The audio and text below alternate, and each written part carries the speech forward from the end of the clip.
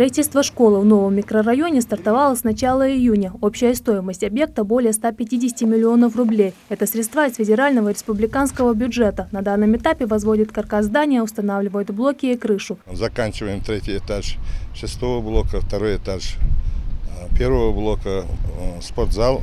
Заканчиваем, будем сейчас скоро перекрытие делать.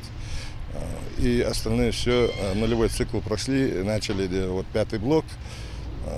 Идет у нас первый этаж перекрытия.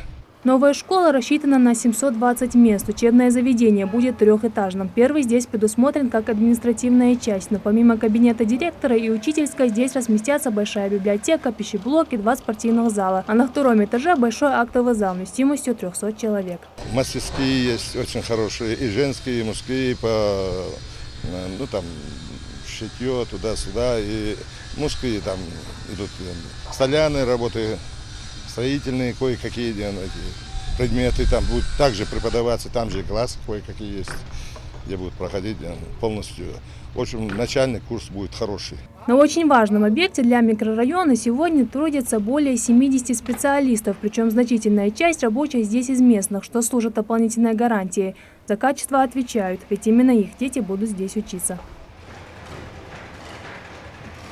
До завершения работ еще далеко, однако сдача объекта планируется в конце этого года. Ближайшая школа располагается в нескольких километрах от Нова. Дети в основном учатся в 2 смены. Новая школа решит не только вопрос с загруженностью соседних школ, но и качеством образования. Рарадат Холухоева, Маятбек Миржоев, Новости 24.